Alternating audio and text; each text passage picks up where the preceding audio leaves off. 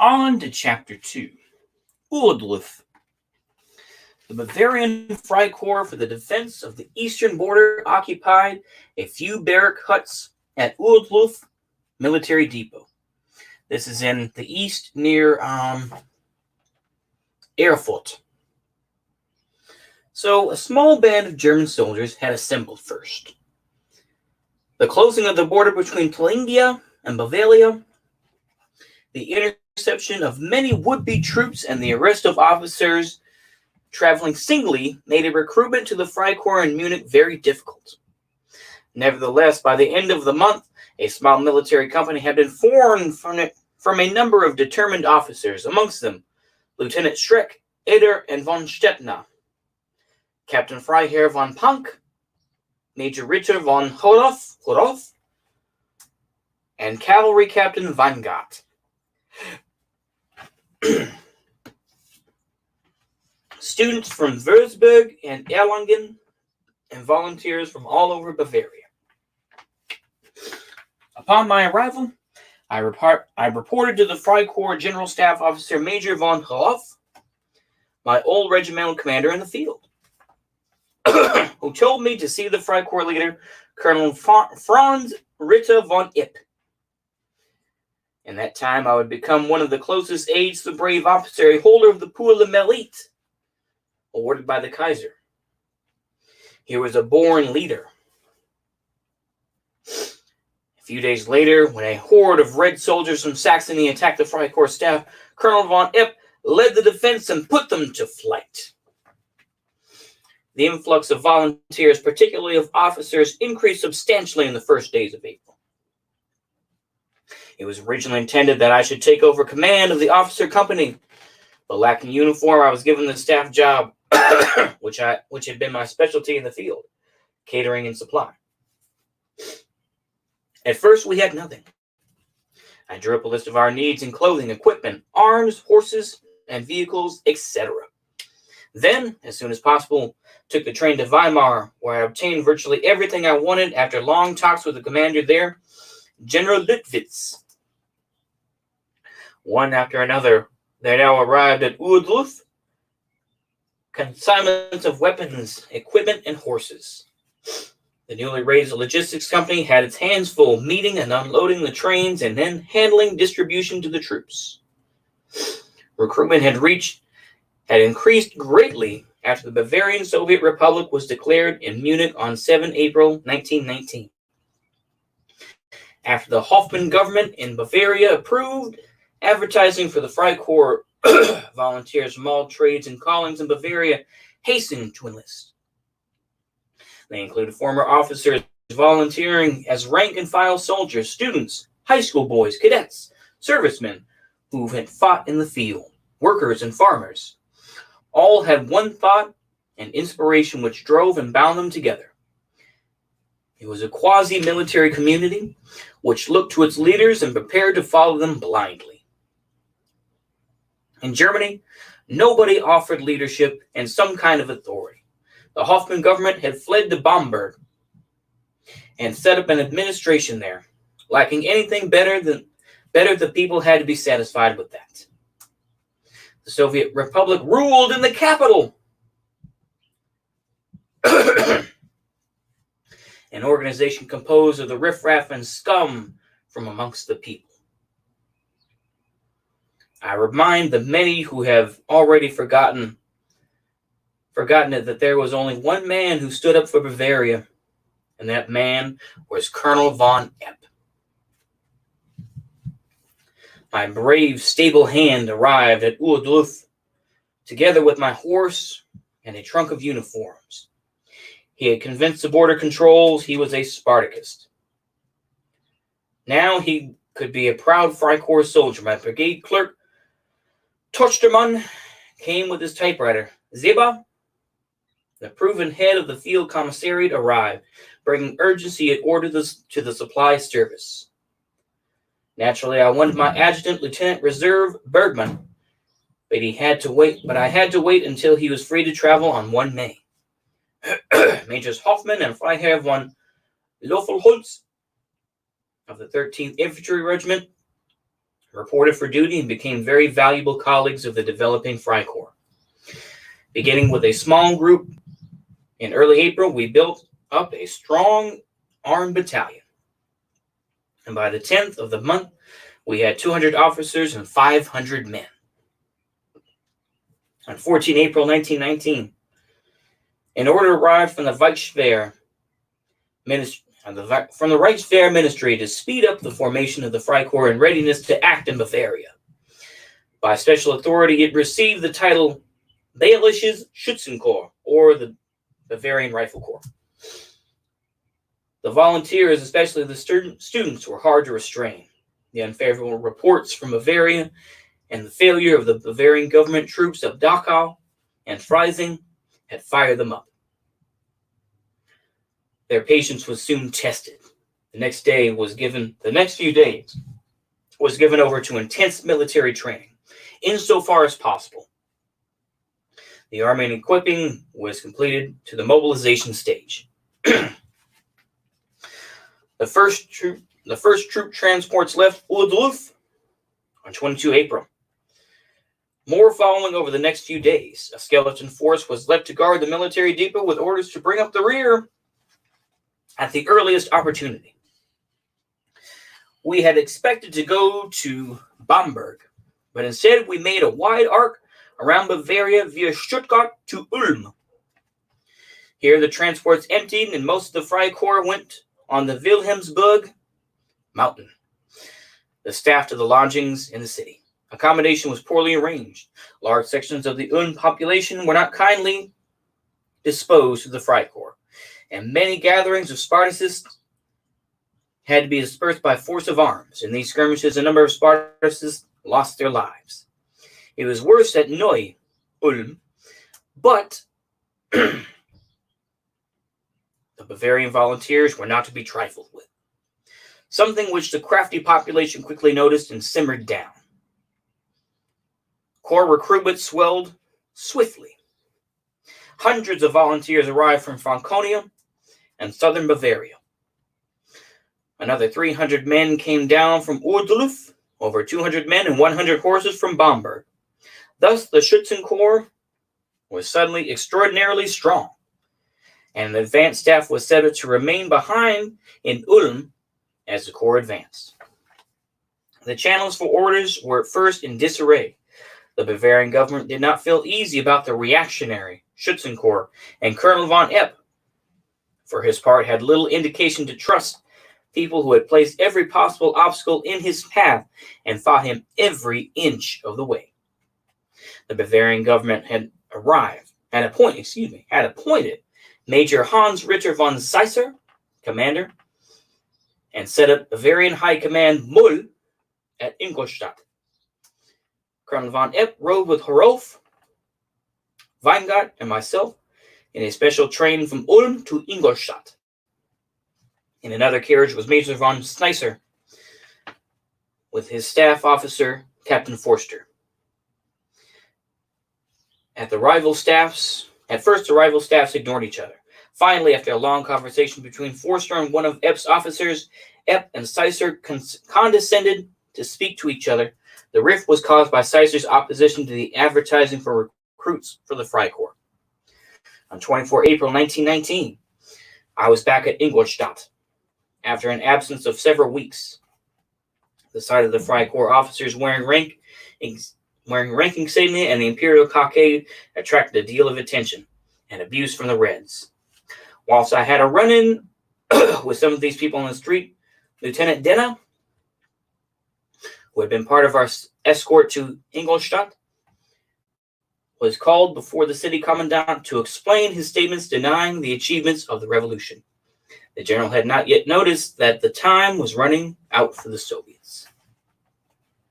After the talks we had with High Command Moll, we set up for a snack at Café Ludwig, and in the evening returned to special train to Ulm.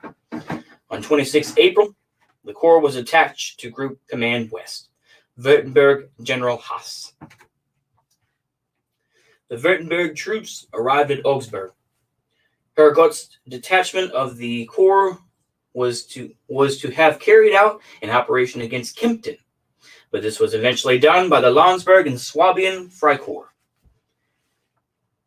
And our troops were shipped out via Geltendorf to Tutsi. At Ulm, Major von Saar controlled the administrative staff, 2nd and 3rd Battalions, the staff company, 2 batteries, and 1 company of pioneers. At the beginning of the operation against Munich, Colonel von Epp had at his disposal the motorized section of the Corps under Lieutenant Colonel Hergott. This detachment consisted of 1 battalion, 1 battery, and 1 mortar brigade, and Zeuter's Württemberg group of 1 battalion, 1 light field howitzer battery, guns, and motor vehicles. Lieutenant Colonel von Hoch's detachment from the Swabian and Landsberg Freikorps did not arrive at Starnberg until the evening of 30 April. On 29 April, the force headed towards Starnberg through Pocking and Possenhofen. At the latter, the enemy sustained dead and wounded, and some prisoners were taken. Quarters for the night were found in Wagnen, Percha, and Starnberg. An advanced guard forged ahead as far as Hohenschlaflan and Leutstetten. Hohenschlaflan, tut mir leid, was taken next day after some resistance. The plan was to close the ring around Munich from the south on 1 May 1919. In the early hours in the bitter cold, our troops broke through to reach the positions in ordered after a few skirmishes. From refugees and our own intelligence service, the troops led of our bestial murders of hostages in Munich and of various uprisings in the city. Our troops were enraged, embittered, and lusting for a fight. It was difficult to hold them back. A Prussian force had entered Munich on the night of 1 May, and the joint operation planned for midday on 2 May was canceled. Instead, Colonel von Epp ordered our advance at 11 a.m., and the columns left Lohof and Harlaching with orders to take Aue and Geising. Heavy fighting ensued against a tough and cunning enemy in the southern suburbs of Munich, and especially at Geising. At the conclusion, we mopped up and cleansed the district thoroughly. On the morning of 2 May, I accompanied Lieutenant Colonel Hergott as the staff to the Munich city commandant, and we reported to Lieutenant General von Oven, commander-in-chief of all troops sent to liberate Munich. His command post was a train in Lime Station. Lieutenant Bitov came off as adjutant, accompanied by 2 aides armed to the teeth. There we met official Dr. Roth, who had placed himself at the General von Oven's disposal. We invited Dr. Roth to ride in our lorry as leader of the Division 3 legal branch, Munich City headquarters. Black, white, red flags streaming in the wind, given a joyful reception with flowers, we drove through Nymphenburg and Neuhausen into Munich. I went to my parents' house to assure thyself that all was well, that we drove through Nymphenburger Straße to the Stiegelmeier Platz. Prussian troops were fighting around the Arbergerkeller, and the street was blocked completely at the Lohenbraukeller, forcing us to back through Nymphenburg to the bridge at Grunwald, and there see if it was possible to reach the center of Munich from the other side of the city.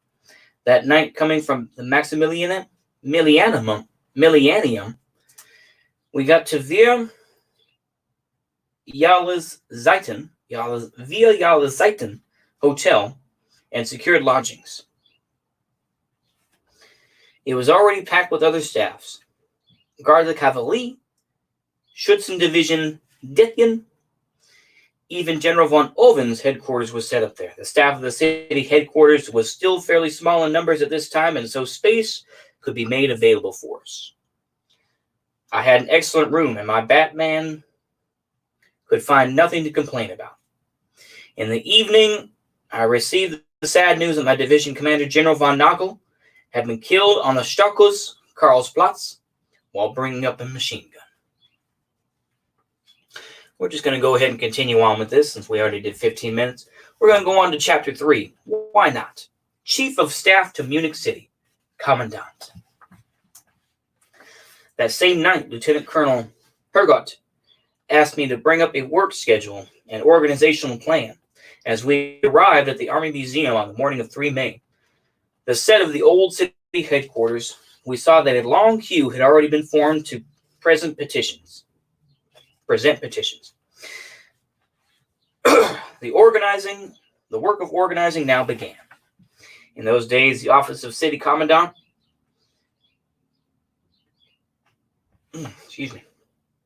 held special significance. Lieutenant General von Oven and his chief of staff Unruh realized that Hergott was the best man for the job. As Hergott's chief of staff, I was in my element.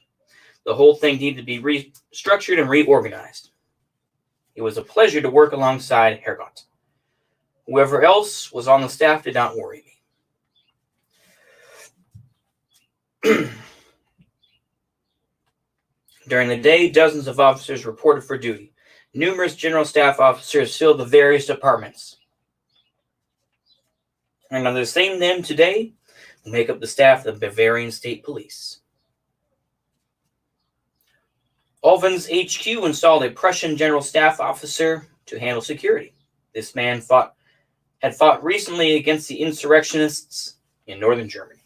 Captain Reserve Dr. Roth ran the legal branch. I was pleased when my adjutant Lieutenant Bergman joined me. Within a few days, we had installed a working staff of about 30 officers. Being in charge of reorganization, one of my special areas was the partial dismantling and restructuring of the police force, the creation of the Watch Regiment for Munich, and a citizens' militia. The first 2 jobs brought me into immediate contact with Ernst Rohm, the newly appointed police president of Munich. He quickly set aside the deplorable state of affairs which the revolution had introduced within the police service. He was easy to get on with and cared for his men. Only once, and reluctantly, did I have to disappoint him. The Mounted Police Corps had swollen in size and now owned the fine horses of the disbanded cavalry regiment. I needed these for the Freikorps, and in any case, in my opinion, too many, mounted police could be a problem. Despite Poner's objections, I disbanded the Mounted Police Corps. Unfortunately, it was set up again later, and transferred its horses to the Freikorps, which was most grateful for them. The Watch Regiment, later Via Regiment, I visualized a kind of horse guards for Munich City with responsibility for all security duties. I estimated the strength of this regiment originally at 5 battalions, each of 4 companies, 2 artillery detachments, each of 3 batteries and 1 motorized battery, 1 squadron of cavalry, and 1 armored car and tank detachment. The strength would therefore be 3,000 men, including 125 officers. Lieutenant Colonel Hergott introduced Major Retired Farber to arrange the formation of the regiment. The major problem was the citizens' militia for unit. The task was difficult, more for the political obstructions which arose after it was founded. I knew clearly from the outset what I wanted. Excuse me. Ooh. An armed people's militia in which each man had his own weapon. There was great resistance to this idea. The city commandant approved my recommendation after I explained my reasons to him. General von Oven, who commanded the armed force in Munich, and his chief of staff, Major von Unruh, were in full agreement with my plan. The Hoffmann government of Bavaria was fiercely opposed to it. Dr. Essinger, the Nuremberg Social Democrat and former co-director of the Representative General HQ, 3rd Bavarian Army Corps, the decisive voice from that circle, agreed to a citizen militia, provided it was not issued arms, which, following the examples of Nuremberg, would be held at readiness in arsenals. I could see his point, but I was certain that my road was the right one. I gave an ultimatum: either armed residence militia, or nothing. In my personal report to General von Oven's HQ, I explained: the residence militia exists for the population to protect itself against acts of violence, and in special cases to support the police and the watch regiment. There is no doubt that the police, even after the scheduled regeneration, and once brought to full strength, cannot guarantee adequate protection from Munich. Whether the watch regiment formed to provide the police with military support with a fully reliable unit cannot yet be ascertained. In the inconstant and wavering attitude which characterizes the Bavarian government today, there is danger that the party political influences may gain ground in this regiment. We cannot be certain that the regiment will remain an unconditionally loyal instrument of the state. After a fresh revolution of the regiment might find itself supporting a legal anti-state government. This would result in the citizens, by this I mean the resident.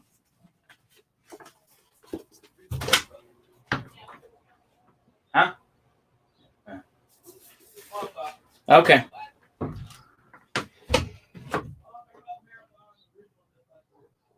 Oh, okay. All right. Let's try to get through this here. Oh, okay. Not too much more. Okay. Let's try to get through this here. Okay. So that was his letter. Or that was his report. I therefore see the residence militia. Oh, no, there's more. Okay, this is all right. Okay, I therefore see the residence militia whose unconditional reliability can be expected to be the final iron reserve against those events whose recurrence in Munich and Bavaria I still consider a possibility. The situation in Munich is not yet so calm as it may appear to be an outsider. Under the ashes, the fire of revolutionary passion still glimmers. A simple walk through the streets, a visit to the coffee house or beer hall will provide what I mean to the doubters. The departure of Reich troops will be a signal to restart subversive activities amongst the few independent, easily influenced Bavarian troops, providing these have achieved a reasonable degree of efficiency, something from which at present they remain distant.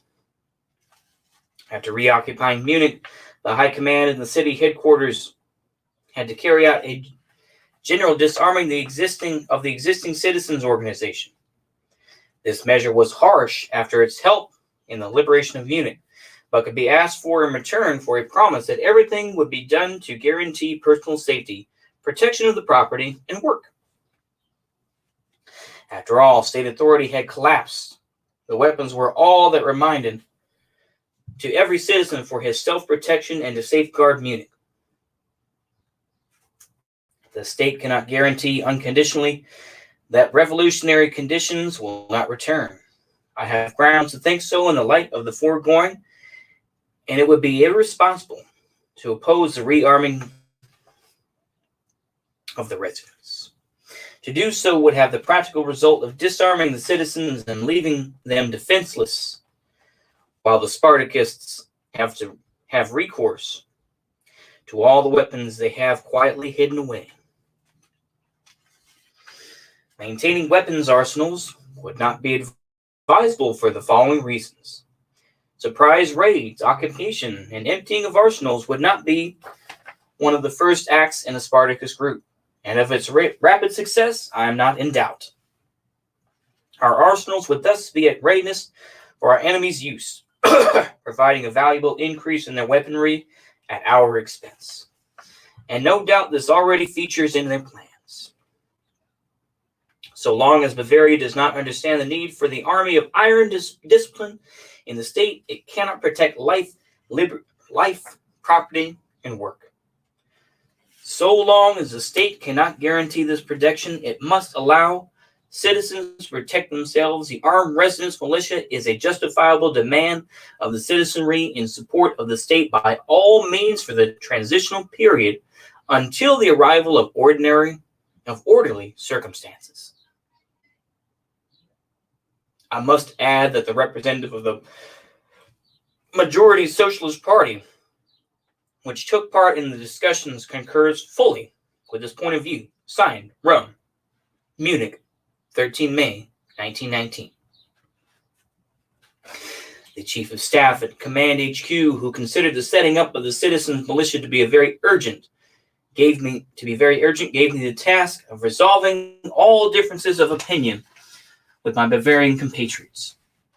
To support me and assist in forming the militia, a residence militia committee was calling into being from all levels of society and with representatives of the political parties, including the Social Democrats. Attorney Fries and Dr. Meyer chaired it with me. It met daily in my office, where the citizens' representatives often engaged in violent shouting matches with the Social Democrats, requiring my frequent intervention as a referee. Finally, the entire committee agreed and accepted my argument, and the Social Democrats even asked me to address their party executive committee since they did not think they could do it themselves. This executive committee met in a room at the royal residence, really one of the places set aside by the Hoffman government of Bavaria. If I succeeded in convincing the leading men, I would win the day. With my faithful adjutant Bergman, I set out for Socialist HQ to address them. My reception was friendly and warm. We were served beer and cheese and had enjoyable conversations. They all came from amongst the common people. We spent an hour discussing the war, the revolution, and what could happen next. What should happen next? I said that in my opinion the officers were very decent people, and my companions agreed and added that they too were very decent people. In the end, the representatives of the committee signed the protocol I had prepared, declared that they were in agreement with my plans, and we parted on the very best of terms. I would not want to be misunderstood here. The men with whom I conferred in the residence were German men who agreed to my plans from inner conviction and assured me of their cooperation. I was proud of my success and went immediately to the Chief of Staff. I was rebuked for arriving an hour late. They needed to arrange a conference for the final settlement of the residence militia question. Command HQ was very disgruntled at no progress having been made. I let them vent their spleen at me for not having achieved anything, and then produced the memorandum. Now all further talk was superfluous. The commanding general and the chief of staff acknowledged my tenacity and congratulated me on my success. The other work in the city headquarters had meanwhile gone ahead. So great were the tasks that the pool of employees had to be enlarged, and we lacked space to accommodate them all. After long negotiations, especially with the Ministry of Military Affairs, which cost me a great deal of valuable time, I succeeded in having the Russische Hof Hotel annexed to the HQ. Security was mutually improved and expanded by the responsible department, and the intelligence service was organized as a branch of the staff. The property of the Red Soldier League was cleared out of the barracks and given to the Republican police troop, which had gained much merit recently. Many Reichswehr members, who hitherto had been extremely reluctant to do anything which smacked of assisting a Freikorps, considering the time ripe to grace the streets in uniform once more, and astonished at all who saw them. Those who had been present at the liberation of Munich and had done nothing to help were never seen in uniform. Quite a few officers came to our offices and offered their valuable services for special purposes, something they would not generally do under a battalion commander. But I had to point out that to be an officer meant serving the fatherland in whatever post they were given. The drastic measures resorted to by Lieutenant Colonel Hergot had given rise to suspicions and concerns within the Hoffman government, and for some time they had been trying to dislodge him from this dangerous post. Unfortunately, High Command Moll had not stood up well to the government.